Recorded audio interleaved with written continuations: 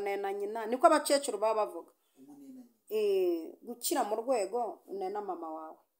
Mbese ukavuga uti ngewe mama wanjye simumureba ariko se ntabuze bakora amakwe bagatira babahagarara iruhande bafite ba nyina ngo barasa nabi. Ntubazi imbonere zaje bakize umunena nyina akora ubukwe akaza agashaka umuntu umwicara iruhande ntabuze bakora mariage bakanga gusohorwa na bene nyina bavukana ngo babasohore kwa kundi abatante abakobwa bagukenyerera ntabuzi abo baba bicaye harango kubera ko basa nabi ngo bataryoshya amafoto bakajya kureba bamwe bubatse umubiri bisize fondote n'iherena ry'ikurudumu ryabakundiye kandi iyo role yari kwe gukinwa na bene wanyu bicaye hariya wanze kubaho ubuzima ntunabemera ntushaka ko banagaragara. Aba bantu rero uyu hari umugisha wa kibyeyi abantu badafite uremera ko hariho abantu hano baba mu ma etage. Yes, reka mushimira mu izina rya Yesu Kristo ko tubana hano kuri Eva Mama Yone Imana y'amahoro ibumvisha kandi kwishimire kuri kwa mu gihugu cy'iteka Imana yawe guha ikunezeze gusetse kandi kwishimira mu izina rya Yesu Kristo ifite imbaraga. Uyu munsi tuje kuri kamera kugira ngo tubashe kuganira ku kiganiro cyacu cy'uyu munsi ariko n'uburebure ikiganiro cyanyu uyu munsi muri kuri aya manywa bamwe mu gitondo abandi n'ubundi buryo ahandi bugiye muri saa sita abandi muri nijoro sibyo ukonyene aho baba bari ku manywa ahandi ari mu gitondo ahandi ari mu gicuku cy'ijoro ahandi bari kubyuka bajya mu kazi. Yego. Hanyuma rero muri ibyo byose bashimira ariko Imana ikwiriye gushimirwa ndetse cyane. Mama rero mu minsi ishize abantu bagiye batanga komenti nziza mu biganiro byawe byaranakunejeje urambaza ngo si wumva umeze ute ukuntu nagushubije byo reka tubigire ibanga. yaba aransubije neza bari nabi ibyo reka tubyimenyere. Ariko mu by'ukuri byaranejeje kandi dushimira abantu bakora komenti rwose menya itangazo rya komenti bararyumvise rwose bituma tumenya uko duhagaze bituma tumenya n'ibyo mushaka tumenya ibyo mudusaba uko tubibaha. Ni byiza cyane biduha na kuraje. Hanyuma muri ibyo byose rero reka tuzi abantu bari burengerazuba amajyepfo n'amajyaruguru n'iburasirazuba n'umujyi wa Kigali n'intara kwa kundi muyadondobekanye iburasirazuba n'iburengerazuba. Ariko ubu noneho rero nihereye mu majyaruguru iburasirazuba gutya nzagenda mbivana kandi nshimira abantu bari subscribe ni ukuri ibaho umugisha bakoze ikintu gikomeye cyane. Umeze neza uko nyine ubona yewe ku giti cyanjye meze neza haba mu mwuka haba mu mubiri ndumva meze neza cyane.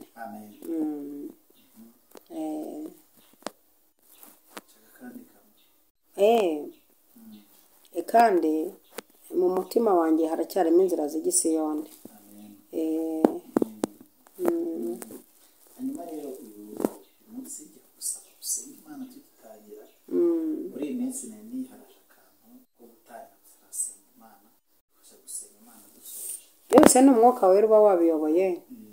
Kandi ikindi ibi bintu se ko tuba tutavuye kubikoporora ahantu ubundi ibintu bakoporoye ahantu uraza nyine ukabitanga nk'ubikoporoye ahantu.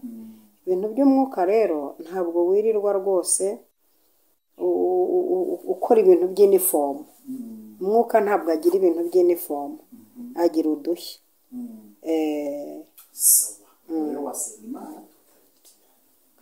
Mana uri imbaraga zacu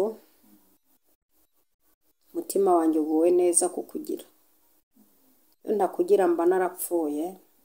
Wandwaniye intambara ukora n'ibintu bituma umpiga babara unkunda aseka, uri Imana ikora impande zombi zigakora, ari uruhande rundwananya n'urundwanirira, uri Imana ikora izo mpande zombi zigakora, kandi kimwe mu bintu biranga ko wakoze ni uko izo mpande zombi zikora. Haleluya. Ngushimiye ko uduhaye umwanya wo kwicara imbere y'abantu waremye. Ntabwo twamenya icyo imitima yabo ishaka, ariko wakivumbuye. Impamvu wadushyize amagambo ku mutima ukatuzana, tugiye kugabura ibyo waduhaye. Ukurikiranira ijambo rigira umumaro, hanyuma rihindure, rikize. Mana, tuzagushima twumvise imirimo itangaje wakoze kubwira ijambo. Mu izina rya Data wa twese, Umwana n'Umwuka Wera. Amen. Amen. Murakoze.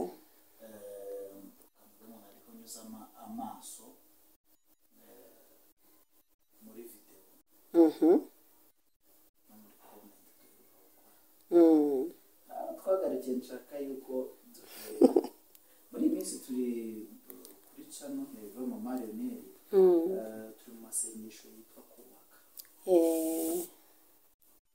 Ariko hari igihe wubaka mu gapfundano cyangwa wubaka bikasenyuka. Agapfunganwa ako cyo Kinyarwanda abana bize kwa Nyirinkwaya ntibakimenya. Ni ukuvuga ubuso butoya. Yego, kubaka mu kantu kangana urwara. Yego, mu kantu gatoya. Hari ijambo riri mu migani ribanzirizwa rivuga ngo hari umuntu w'umunyamwete mu byo akora ubonye, bene uwo nguwo ntabwo azaba umugufi, ahubwo azaba imbere ku mwami. Ntabwo azakorera abagufi, azaba imbere ku mwami. Ariko hejuru abagufi ubwo n'abantu bareshya nanjye. Gisobanurira abana, ntazakorera abagufi ubwo ntazakorera abantu baciriritse. Haleluya. Riraryoshye. Bakubona n'umuntu ari muremure ariko asanga aciriritse. Yego. Haleluya. Muri ibyo hejuru yaho hari ijambo rivuga ngo ntimugashingure imbago za basogokuruza. Aho bazishinze. Aho zari zishinze. Ntimugashyanuke. Ntimugashyanuke muri make, ngo mujye gushinga gusa. Noneho uyu muntu akaba yarazishinguye kubw'impamvu runaka. Rero ndashaka kugira ngo ninigure ubundi mutendeka mu mari nera bisobanuriye. Yego. Uyu muntu noneho washyamutse agashingura imbago, akaba agiye, ukaba uri mu masengesho yo kubaka, akaba agiye kubakira mu gapfundanwa. Ese nta kundi kuntu yakwagura?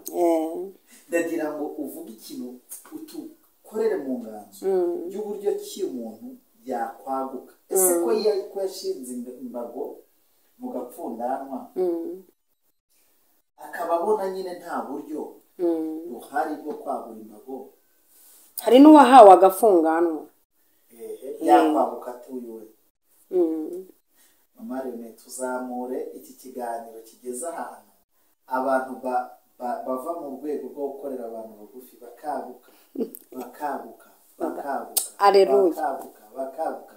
Abandi bashanutse bakamenya uko bongera bakagura imbago zabo bakajya kuzishinga aho zari zishinze. Aleluya. Ikaze mu ijambo ry'Imana. Aleluya. Aleluya. Ntabwo ari ikibazo, ahubwo ni uburyo bwo kugisha inama. Imana ishimwe.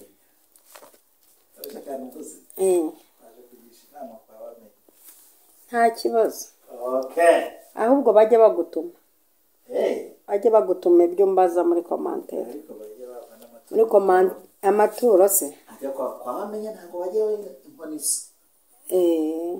Bajyana ahubwo inkoni irongoye. Reka rero nkubwire ibintu byo kuba bamenya no kujyana ikintu, kamabwira ibintu ariko ntibazabivuga. Ibintu ntimuzabivuge. Rimwe narinde ku kiriri cy'umwana mperuka kubyara, maze amezi 4 mbyaye, ariko iyo ndi ku kiriri mba mfite amavuta pe. Mba uko umuntu aba arabonye umwanya wo kutuza, aryamye aruhuka, ubwenge buri ku gihe. umuntu umwe aza kunsura nta kintu azanye atari uko akibuze yego ahubwo ubwo niko ateye ariko ateye hari abantu baba ariko bateye hari ijambo riri mu bene wacu ariko mana si ku munwa wanjye bananiye mamare wazanje ni ukubera ko ari wo ugutunze nitujye tujya mu kiganiro turi kumwe uzanshakire umwe mu bantu bari hano kuri tubararika baze bajye bafata ariko ngo bamwe muri bene wacu b'abayuda ngo nibo bajya mu banyamahanga duturanye bakajya kudukorera contre-attaque rero ari bamwe muri bene wacu n'ubundi ni babandi araza rwose kandi ubona afite n'amashyushyu yo guterura umwana ubona arimo aramvugisha n'amagambo menshi ariko azazanye n'ibyifuzo uri ku kirere nta kiro cy'isukari ntacyo abuze azazanye ibyifuzo nasenga nkumva ni ibisanzwe ngiye kubona mbona haje undi muntu w'umupapa yitwa Mushi ariko uyu yari umugore nahaje undi w'umupapa amusanga akicaye aho mbivugiye kuri ituro ryo kwabamenya uburyo rikora umukwabo umupapa araza pe yarantunguye namucagaho nigiriye mu kazi ngo amenya ko nabyaye pe araza aransura atanampamagaye reka nkubwire yakoze muri busheri yazanye inyama nk'ibiro 6 ntaho atakoze ku itako ku kaguru ntarya itako riba ku kaguru simbizi izo mu nda ibituza umugongo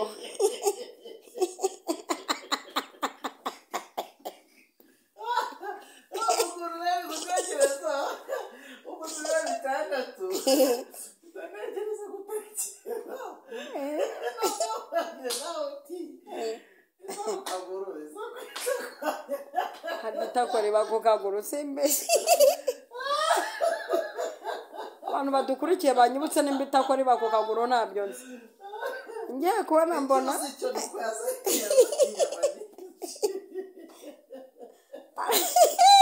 arangije azana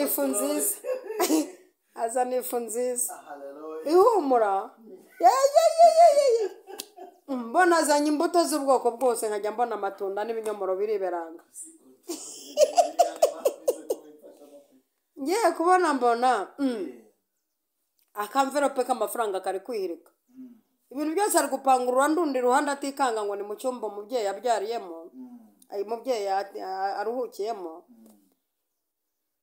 sinzi aho umwuka wera yavuye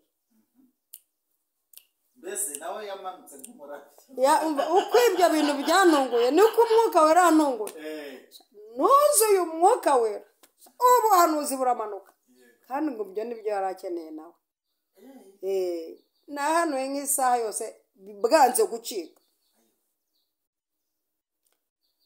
arangije ati nibyo nashakaga yewe nzi agaciro ko kuzana ibintu kwabamenya nari mbirwaye igihe kinini ngira imana nari ntujya uboneka ariko n'abantu nzamutegera ku kiriri ngende nakumugisha umva arahambira umugisha arajyana amvuye imbere nibwo agize busheri ebyiri uba afite imodoka Mushi afite imodoka yahise abona na perima ako kanya nuba ari kumwe atese nzagaruke ati nibuse ko mbanza nacuzeho kabyara we kandi kumfatisha bigoye ati sinzabura uko nongera kukuvizira nabonye ibintu byawe bikora wa wundi rero nkashaka yerekwa nkaribura nkanahumiriza cyane ngo ndebe ko hari ikintu mbona simbone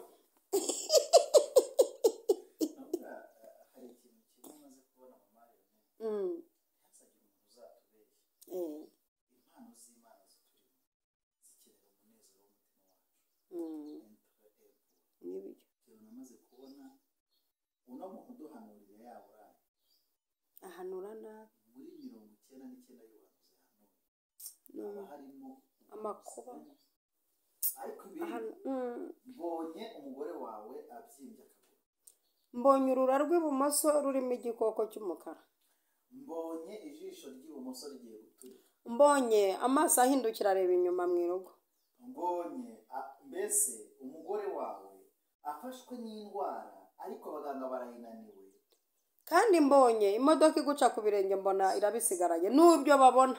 ariko dore umuhanuzi noneho, umuhanuzi ufite akanyamuneza, uzunguza ku ntake, uyu muhanuzi usize abana bari ku meza nta kibazo bafite, uyu muhanuzi uvuye mu rugo avuganye n'umugabo neza, niba udafite uyu muhanuzi utagira ibyaha, uyu muhanuzi wahawe umwanya wo kujya gushaka iby'abantu kubera ko bakemuye ibibazo afite, uyu muhanuzi wafashe akanya akiyima ibijya atari uko abibuze, ahubwo ari ukugira ngo ubusabane bw'Imana bugwire muri we. Uyu muhanuzi ufite ibihe byo gusenga ndetse akaba anafite n'umwuka w'Imana koko ikorera muri we, namwiringira akamwishimira, akaba ari inshuti y'Imana. Uyu muntu ikintu aravuga, uyu muhanuzi utunguye nubwo adafite inzara, ariko ukamutunguza ikintu kimwereka yuko wamuje imbere utaje no kumusuzuma, uzi uko hariya ni nko gucokoza uburenze amarangamutima w'umuhanuzi wageze ku y'Imana.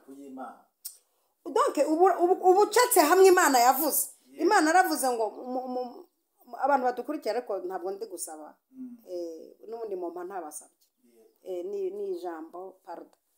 ikindi navuga kuri icyo simuciye mu ijambo kubarire nuko mama Rene ntabwo ari gusaba, mama Rene ntabwo ari gusaba, na Manuel ntabwo ari gusaba, uko kandi niko kuri, ni ijambo turimo kugira ngo wowe ubwawe mubigire umuco, ntabwo tunazi, wasanga hari n'umuntu twatumwaho, twatumwe kuvuga ngo twagurirwa imbago, ubundi nicyo cyane icyaha cyo kwagurirwa imbago, ako kaba ari akajemo. Nimba witeguraga kujya gusura abamenya, jya ugenda, kuko biriya bintu bihita bigenda bigacokoza rya jambo Imana yavuze, rihita rigenda rigakora ku mutima w'Imana, Imana igahita ituma bamenya iti vuga ngo we mbona mu isoko kajya gacamo, no mu isoko gacamo, ariko nanjye sinjya njya gusura sinjya njya kwa bamenya, nta kintu njyanye, nanjye bamenye nshaka ubuhanuzi, kandi ibi bintu nabonye bikora pe, kandi umuhanuzi ni ukuri ufite akantu, mbega yatura amahoro, yatura umugisha, yatura ubuzima, kuko arabufite. Umuntu atanga icyo afite, yatura umutekano kuko arawufite, yatura. Imana rero yigisha abantu kumenya kubana, gufata amaboko abamenya. Ubundi nuko byacitse kera, abapasiteri impamvu batakoraga ni iyihe? Ubu abantu twirirwa imbere nibo batumye tujya kugira gute, kwirirwa turwana n'ibirayi duterura, umukiriya akubwira ati iki kiraboze, umukiriya akubwira ati ntibyuzuye, ngeze mu rugo barambwira ngo nzanye ibiro byinshi, wirirwa muri ibyo.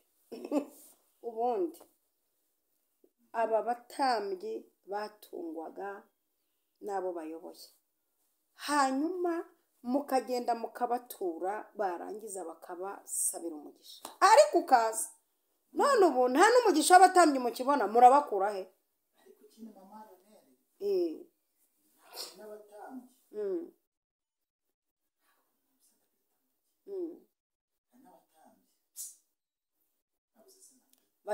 batahawe kwatura umugisha, bakasira wagira ngo bavuka muri ya miryango Abanyarwanda sinzi ukuntu bayitaga, abo ni ba bandi bafite twa tundi. hari umuntu woherereza 5,000 bikakugezayo, kazapfa utongeye no gutunga. ahubwo se hari n'umuntu wohereza envelope uzi ko ugiye gushaka umugisha, ukaza uzanye umuvumo uruta envelope utanze. Si bose, hari aberejwe uwo murimo twagiye. ariko n'impamvu ikindi kintu n'izi za envelope zihabwa ababisigiwe kugira ngo basige abahinzi bose, ubundi hari abahinzi borozi hari n'abatambyi. yego Ariko uyu muhinzi mworozi atanga envelope y'umukumbi we. Yego. Bahise bamukubita umurimo. Akanatumbagira bitewe n'uburyo abibonye muyavuga. Ati nakukiraga inka. Ikorera ifumbire. None mbonye ahantu bazajya banzanira amaturo. yego Ahubwo noneho agahita ruta bamwimitse. Abo akanamugambana akamukorera kudeta. urutugu rugahita rusumba ijosi. Mario ne wavuga byinshi. Ibi bintu tuzajya tunafuraho gake gake kuko birakaze. Reka tugende mu ngoma, igitabo cya mbere cy'ibyo ku ngoma, igice cya 4 umurongo wa 10. Yabesi atakambira Imana ya Isiraheli ati cyamukampa umugisha rwose ukagura imbago yanjye kandi ukuboko kwawe kukabana nanjye kandi ndi ibyago ntibimbabaze. Nuko Imana mu ibyo yayisabye. Usibye ko abantu batazi gusaba, uyu mwana ntiyasabye.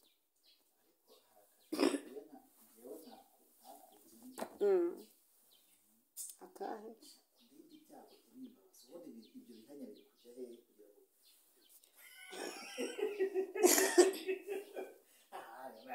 umugabo nawe yarasabye ariko ashyiramo n'igikomere cy'amateka. ndindi ibyago ntibimbabaze. Ubundi se yandinde ibyago gusa akagarukira undinde ibyago se. Erega hari n'ibibabaza. Erega imibabaro ayizeho. None se mama Rene ibi byago byo bitababaza byo bundi bishaka ari n'ibitababaza bive mu buzima bwanyu ndego yawe. N'ibitababaza yewe rega ubu ngubu nicajwe hano no guhesha abantu umugisha.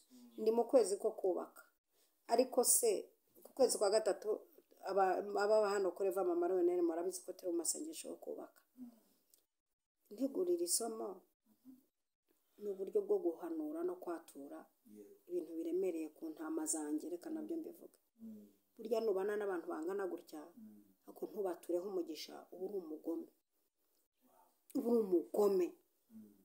Bashumba mu nkurikiye mbabwiza ukuri.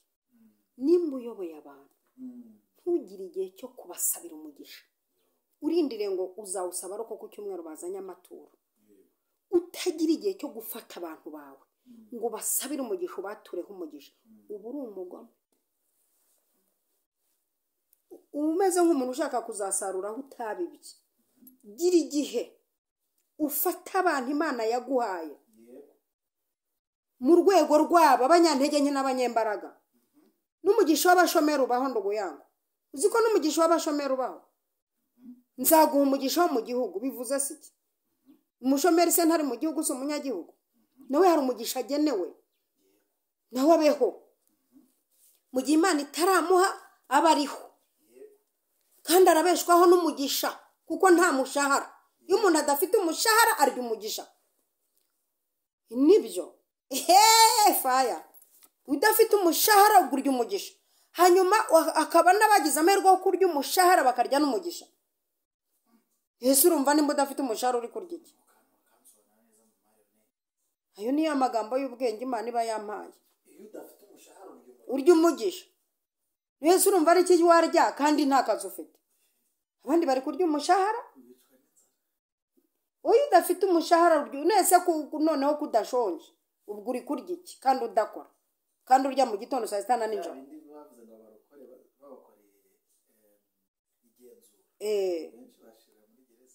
Saba barokore nuko twagowe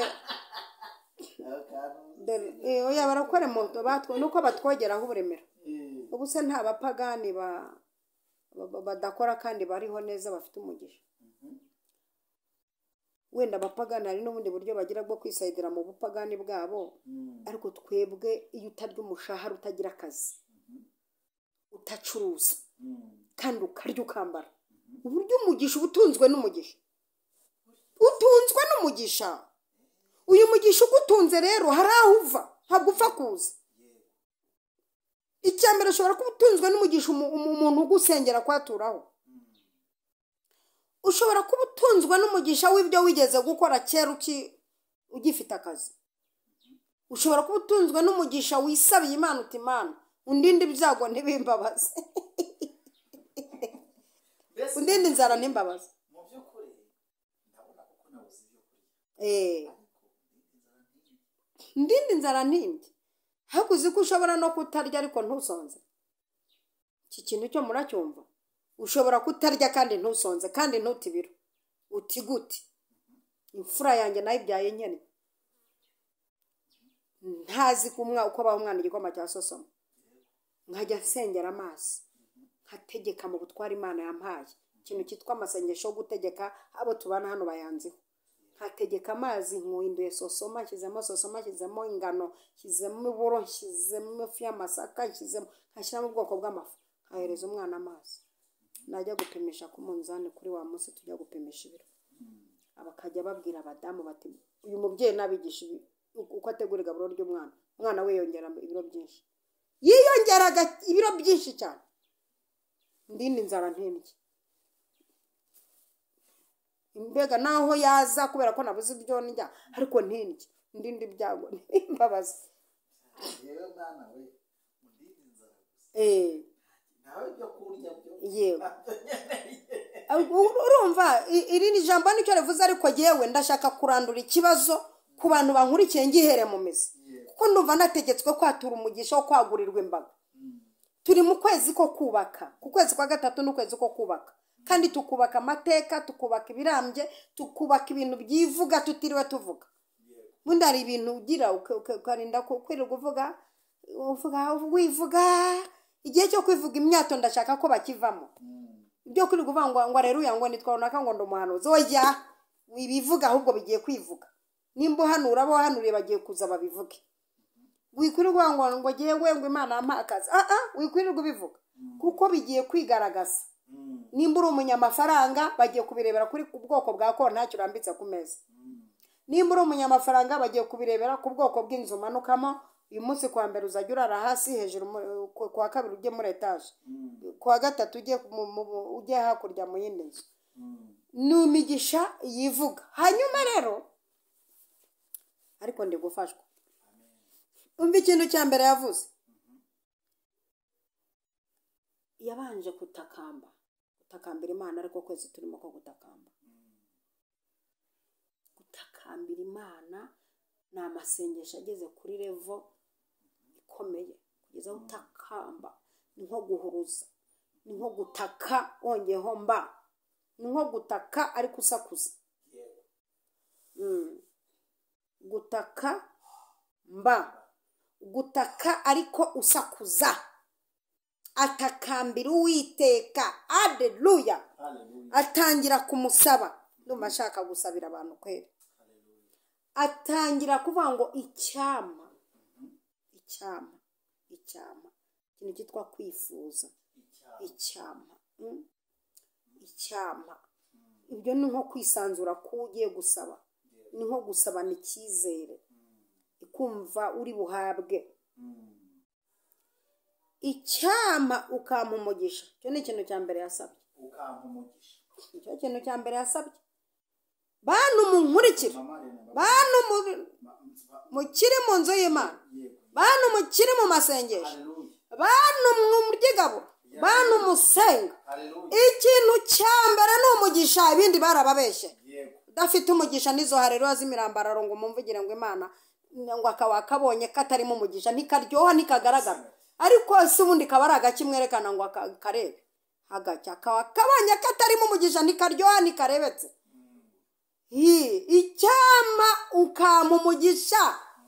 ndahatinda abantu mwayobye ngo mudashaka umugisha, ngo ni ubuyobe, ngo ibyo ngibyo ngo ni ukwifuza, ngo ni ukurengera, ngo ikimenyetso cy'uko abarokore baguye, ngo nta mavuta ngo tukigira we, ngo kubera ko dusaba umugisha. ariko nyumvire akateye ino ngo musigaranye inyigisho z'umugisha, ngo ubwo ni ubuyobe muyobye abantu.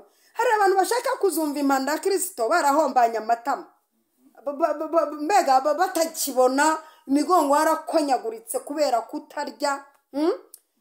hari abantu bashaka kuzumvira impanda mu bitaro by'umwami Faisal, barimo babongera amavitamine, barimo babaha amaraso, barabuze ibinyomoro, ngo bazajya mu ijuru nk'abakiranutsi barashaka gupfa nka Lazaro. Ibi bintu rero byo kwigira nkaho ntacyo upfana n'umugisha, aha ni imyumvire ituruka ku badayimoni. Ubundi kuki ntacyo upfana n'umugisha? Urashaka umuvumo? Yabesi ati yewe hari ibintu nshaka. Ikintu cya mbere ndabanza mburana ikintu cyitwa umugisha, icyamukama umugisha. Ariko ndashaka gusaba umugisha, ndashaka gusaba umugisha ku buryo nushaka ufata igitebo utsindagiremo, kuko ibanga ry'umugisha ndarizi. Akanwa kawatura ndagafite, ibiganza biwukorera namwe murabifite, murumva neza. Yabesi ati yewe narakubititse icya mbere, ndazwe sininjiye mu mateka tuzayavuga, ninjiriye ku cyo ngendeye kijyanye n'ukwezi ndimo kw'amasengesho yitwa kubaka. Kuko kubaka icya mbere ni ukuba ufite umugisha wo mu biganza. Ibintu byose twakubaka, ibintu byose ngo Mana, ubundi no kujya imbere y'Imana uvuga ngo Mwami Yesu, ngo mpa imodoka, ngo mpa inzu, ngo mpa minerivare, ngo mpa oya, saba ikintu kimwe urahita ubibona byose. Saba icyitwa ifaranga, wikwirirwa usarara. Ibyo bintu byose uvuga ni amaganya na za depression ufite z'amagambo menshi yakumaze ugeze imbere y'Imana. Saba icy'ingenzi, saba amafaranga, kuko amafaranga nuyagira inzira bibonetse, modoka irabibonetse, indege urayurira. Ubu gahunda umunsi mfite no gusabira abantu bari hano amafaranga. Ako numva noneho byamfashe pe, ubundi maze iminsi ndi kwigisha, none ndumva nje guhanura. Ukwezi ko kubaka, iminsi 30 yo kubaka, ukwezi kwa gatatu nta kintu mwagira ngo mudafite amafaranga. Amafaranga ariko haleluya. Ubundi rero n'ubu ngubu impamvu mubona ameze nya ni imbaraga z'amafaranga. Rwose pe ntabwo wasurya, ntiwakwambara utya, ntiwamera utya hatarimo imbaraga z'amafaranga. Uyu munsi sinibuka, ariko banze ari kwa kabiri. Ubwo ku cyumweru se nzaba nambaye, weekend ndaba nsana. Oya mujye mushushanya nk'ibyo bintu. Ibizo byose ni imbaraga z'umugisha. Mwabarokore mwe, reka nze mbabwire ikintu mwahishwe ibanga ry'umugisha. Iyo ufite umugisha kenshi ugufasha gukizwa. Iyo uri umunyabwenge, umugisha ugufasha kugera ku nzozi n'imihigo wahize. Uyu mugisha ufite ukuntu wakugeza no mu ijuru. Abavuga ngo umuntu ngo akize ngo aragwa, ibyo bintu mubikurahe kutarakira ngo ugwe turebe. Ibyo bintu izo nyigisho mwazikuye. Niza karande n'aya madepresiyo bafite y'igihe kinini bamaze nta mugisha. Nyereka umukene muri Bibiliya ari uretse Lazaro watoraguye ku meza Nyamutunzi. Mwebwe mwicaye mwe mwafashe isomo rya Lazaro, mureka irya Nahumu wari umuhinzi, urumva? Mureka ibya Elisa wari umutunzi, mureka ibya Dr. Luka, mureke Nyabugufi Eliya se. Zakayo wari umukoresha w'ikoro, mureka umuntu ufata bigafasha abakene. Yego, ibintu mu bundi amadini yabigishije izi nyigisho muzisoma he ngo naho ibindi wabireka Mana, ukampindura igikoresho cyawe, ukazampa iherezo ryiza Mana ntacyo. Erega n'abagabo bafite ubwanwa bakikiriza mu makorasi, mufite abana bakeneye minerivare, bakeneye kuzajya kwiga Harvard, namwe mukirwa mubyina mu makorasi, ibyunzwe bikabira mu izina rya Yesu. Iyo ni karande yo twifunge. Nimwe mwanifunze ibintu byanyu, ibintu mwafungishije umunwa ndabifunguje nanjye akanwa Imana yamaye. Byo mwafunze mu butamenya ndabifunguye mu izina rya Yesu. Ndashaka kukubwira imbaraga z'umugisha.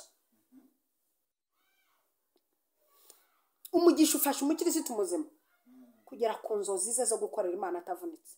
Kandi umugisha biri mu bintu bigufasha kugera mu ijuru udacomokotsemo imbaraga z'ubuzima. Umugisha ugufasha ivugabutumwa guhera mu nzu iwawe kugeza no mu muhanda. Ndashaka kubwira imbaraga z'umugisha. Yabesi ati yewe nta kindi kintu nshaka gusaba bwa mbere, icyamuka mu mugisha. N'umugisha ibintu byose nzaba mbibonye. Hari umugabo wagize gutya nimba yaravuye mu Mutara asanga Yesu ari gukora ibitangaza byinshi, aravuga ati yewe nta bintu byo, nubwo mfite ibibazo byinshi ngiye nkiza kutizera nigendera, musigarane nabo. umugabo anywa amata menshi umuntu anywa amata atekereza neza kandi abantu mutanywa amata mutangire muyanywa uriya mugabo rero mbonza aravuye Nyagatare pe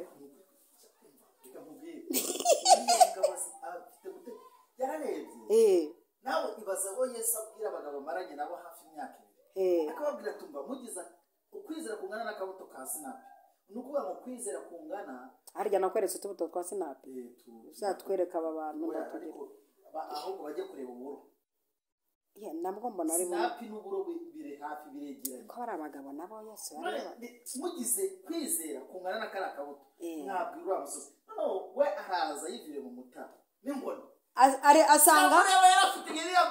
asanga abanyunyutse asanga abahamaze iminsi 3 asanga abahamaze iminsi 5 ati bonsoir Yesu bonsoir Jesus bonsoir Yesu bonsoir Jesus ati bonsoir Jesus jewe ikintu kingenza sinshaka gutinda muri ibi wowe nkorera ku nkono nkora mu ruhanga ungize kutizera faya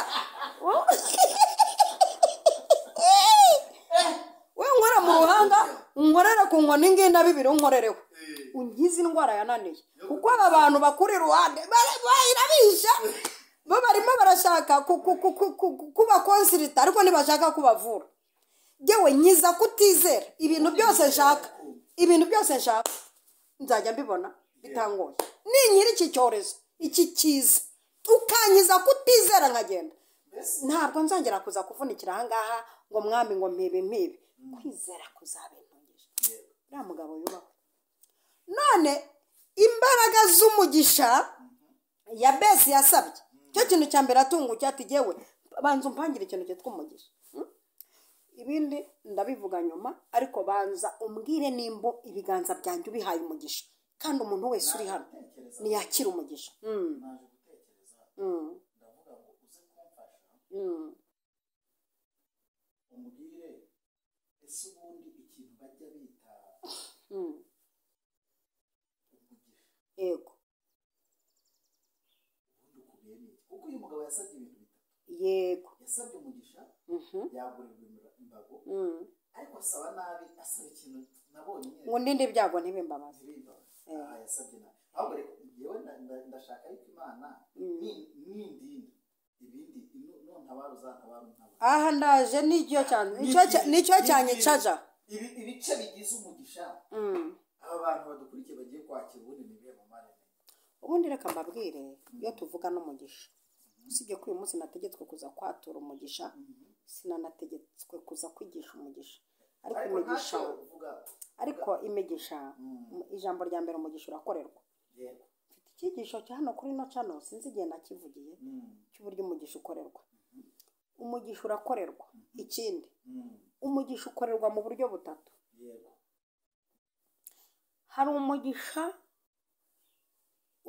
usaba cyangwa se ukorera ariwo abantu benshi bafite baba barokore n'abatari abarokore nakwita umugisha w'umushugurikano kujyana igisorori kwa muganga gutanga amafaranga ku kibazo cyavutse mu rusengero gupfumbatisha umukene iriya ni imigisha y'umushugurikano iremewe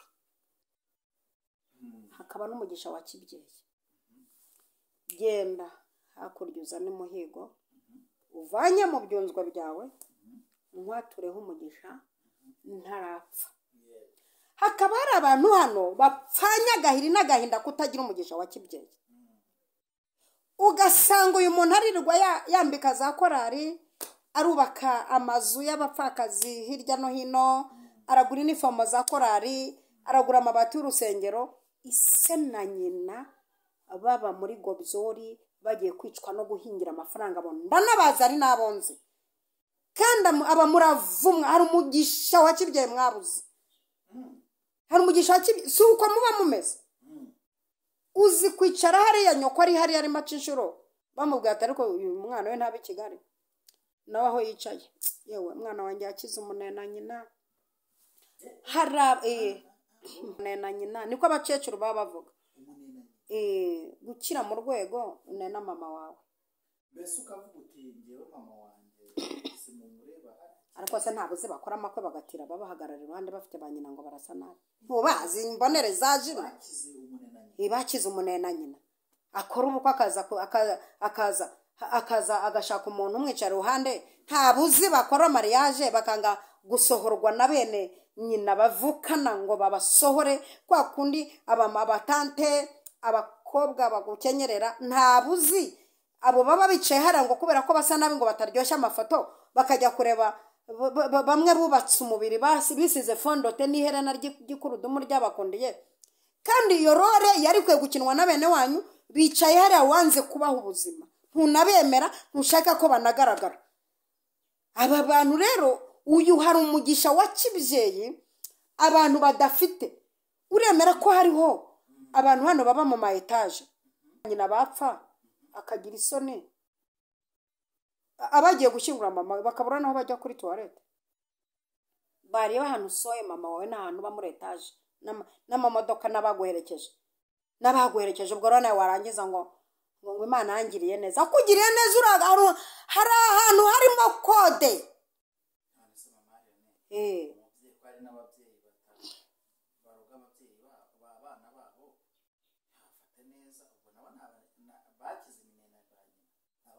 ubu si uyu yanze kubikora kubera ko nyina muroga yanze kubikora kubera ko yenda bitewe n'igikomere cy'amateka bagiriye mu muryango wabo ahubwo se nimba utaragera kuri level kujya gusenya amateka uhereye mu giseko urumva udaciriritse udakeneye kwigishwa ngwino ahubwo tukwigishe uburyo wajya guhangana n'ibyo bintu none se ejo nyoko napfa cyangwa se bizaba byanditse ku isanduku n'umusaraba ko impamvu utabubakiye ari uko bakorogaga cyangwa se babanze aya ni berure ko bamenye ko batigishijwe akigishwa na nyirasenge akubakirwa na nyirarume agacumbikirwa n'umuturanyi ariko iwabo atabasha kugera noneho agakurana umujinya imbaraga yakabaye afata urukundo rwa kibyeyi akajya kuzubakamo ubuzima bwe aho hagahera none ariko yapfa kubera ko nta udahamba umwana we cyangwa ngo ahambe mama we cyangwa se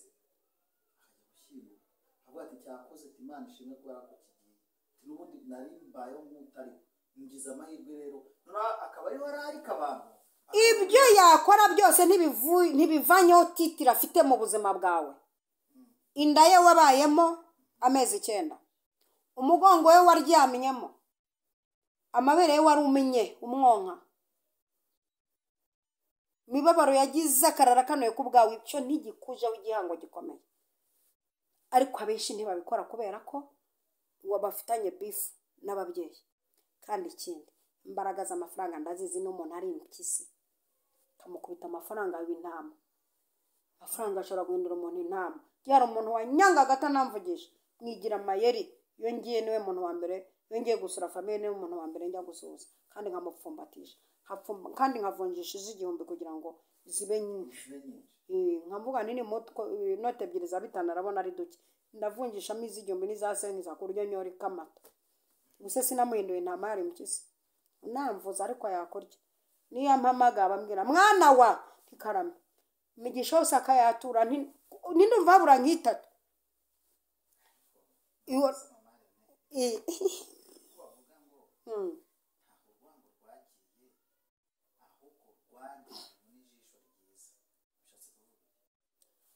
hari ibintu bibiri byitwa imbabazi no kwibagirwa aha reka ngusobanurire wincanga reka ngusobanurire kuba umuntu yaraguhemukiye waramubabara ariko ntiwibagiwe wibagiwe wabura ikigoryi ariko kubera ko ubwenge bwawe butekereza neza ni umuzima nyine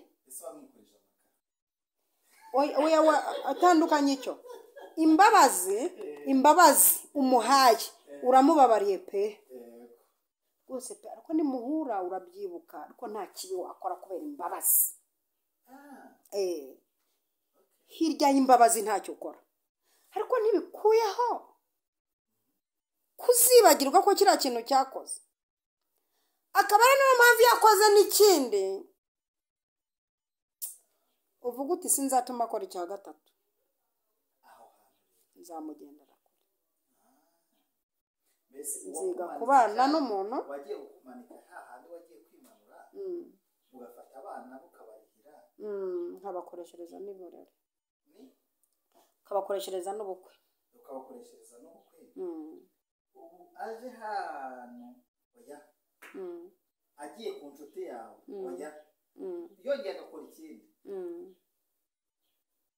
usigaye mu nzu wamukorera usigaye mu nzu nta kibi namukorera wese we nawe rega wakomeza ukagira imbabazi nakomeza nkakora hanyuma ibi ngibi nakomeza gukora by'imirimo myiza nicyo kimenyetso cy'uko ukijijwe.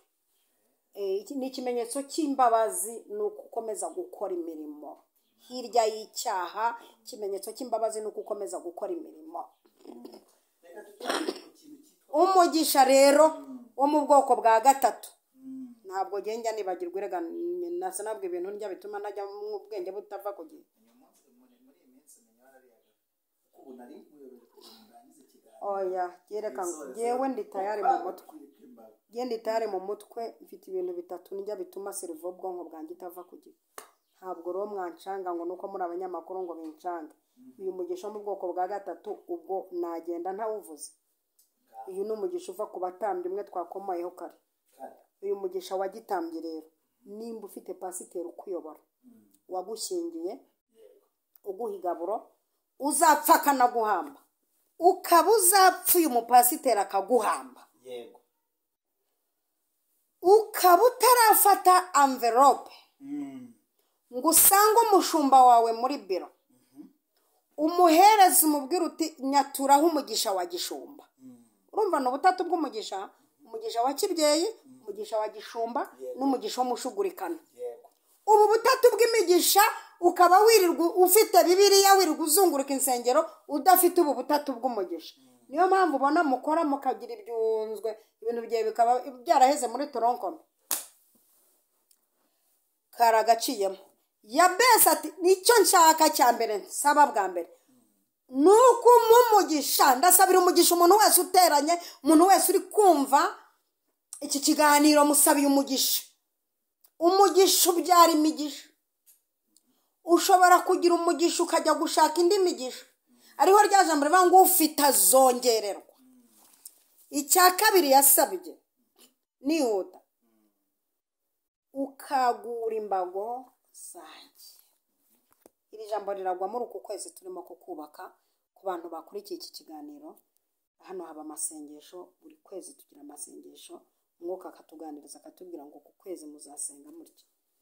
Ukagura imbago zanjye. yego Hari abantu bamaze igihe bari mu mfunganwa nk'uko wabivuze nta kiyongera nta kwaguka konte ye itagirenze 200,000 n'urugero agashyiraho donke n'umuntu ukwakira kuri gisha azi ko hari ayo utarenze unaverishije mensi yashiyana kwikanga.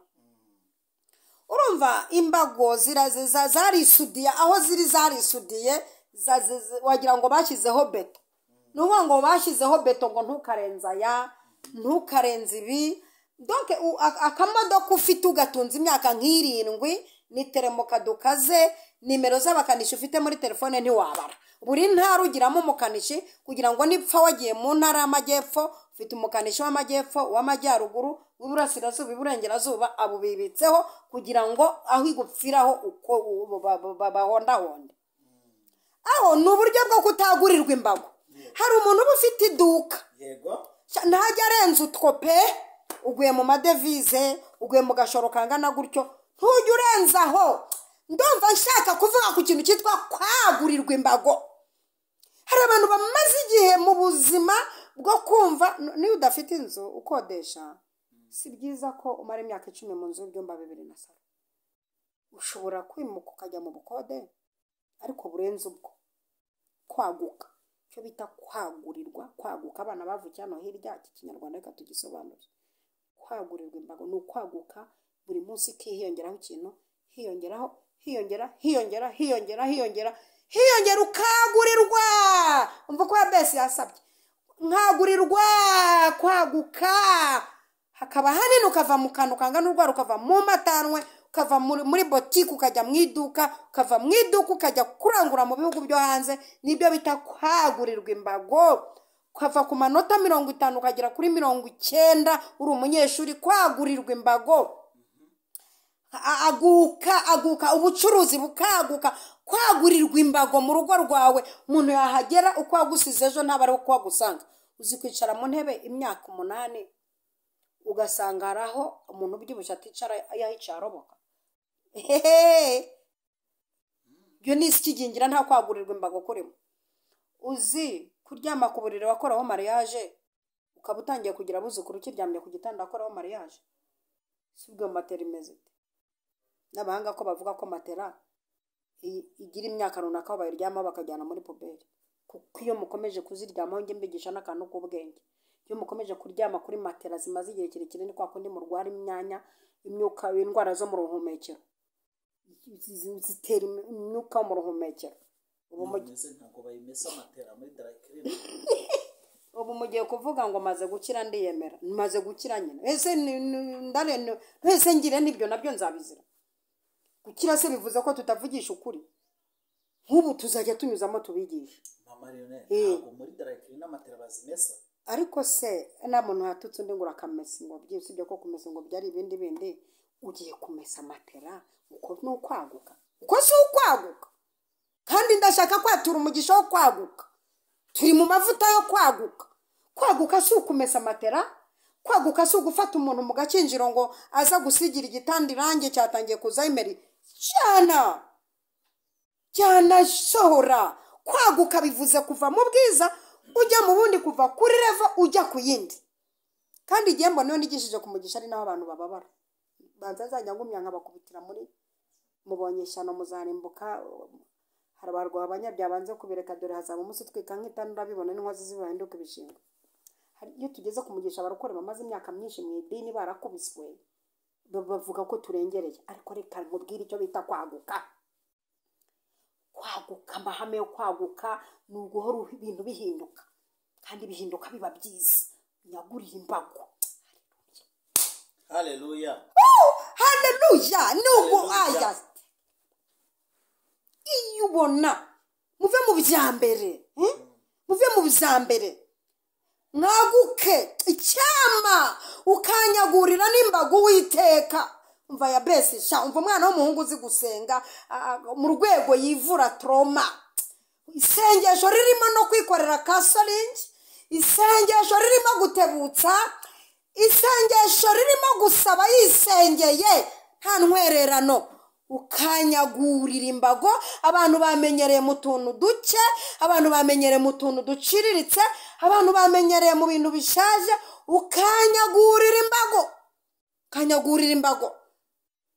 Buryo ubona umuntu ageze mu rwego rwo kudoda inzitiramibu.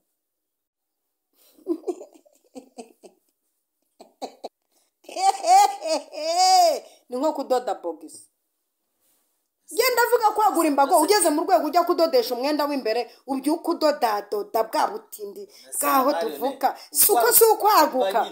Iyo umuntu urira moto bogisi gaceka uzagira mu rwijugo. Tandukanya gucika no gusasa. Ariko yacitse wayidoda. Yacitse ari nshyashya wayidoda. Niyo mpamvu abatayeri duhari kugira ngo tubone amafaranga. Ndadoda ariko sinjya ndoda amabogisi.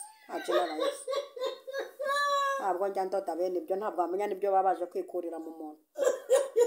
Ubwo rero abantu bagiye kuyoboka abahari amabogisi amenye. Oya ntabwo ndoda amabogisi n'amasutiye n'amasengeri. Ndashaka nanjye naragutse. Ndimo ndashanda ngewe ndi nzi kwaguka icyo bivuze. Nzi kwaguka ikintu bivuze. Kwaguka cyambere, kandi usibye ko nanabyigishije kwaguka mu bitekerezo. Ukwezi kwa mbere nabyigishije iminsi myinshi kubanza kwaguka mu bitekerezo. Iyo ibitekerezo bikugeza ahandi mo mvuga. Urumva nimba ibitekerezo byawe bikikubwira ngo doda inzitiramibu, doda anikiriza. Ibitekerezo byawe nimba bikikubwira ngo doda akenda k'imbere karagaciyemo, unyagurira imbago. Kandi aka kanya mu butwara Imana amaye naguye imbago izina rya Yesu. Nimba ufite na parisera ntoya, kubera ko nta kwagura nshyira hariya, ubwo nteretsemo inzu zigerekeranye, nkwaguriye hejuru mu izina rya Yesu. Nkwaguye ujya hejuru zigerekeranye, niho hahandi hano hirya hari abana bavuye kwiga mu Buhinde bazi uburyo bazigerekeranya nk'icumi ntizihirime. Umva ikindi kintu cya gatatu yavuze ngo kandi ukuboko kwawe kukabana nanjye. Umva ikintu cyiza, ukuboko kwawe kukabana kubana mbega kukimuka kukabana nanjye, doke kukibanira nanjye, cya kiganza cyaremye isi n'ibindi kikabana nanjye ndugu yangu njyamye ngenda. Umva icyo kintu kiryoshye. Ikindi ngo kandinda ibyago ntibimbabaze. ngo nuko Imana mu byo yayisabye. Mwakire umugisha w'Imana, mwakire kwagurirwa imbago, mwakire kubana no kuboko kwiza kw'Imana, mwakire kurindwa ibyago ntibibagereho ngo bize binabababaze. Ibyo ndabibakiye mu izina rya Data wa twese Umwana n'Umwuka Wera, amina. Ndumva nabasengera. ni ukuri senga pe Mana guhumura kandi basubira haleluya.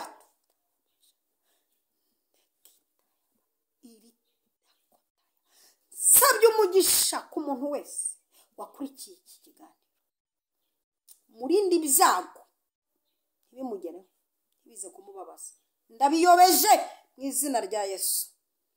Sabye umugisha wo mu biganza uzamugeza ku bintu biremereye. Ikiganza cy'Imana kibabeho.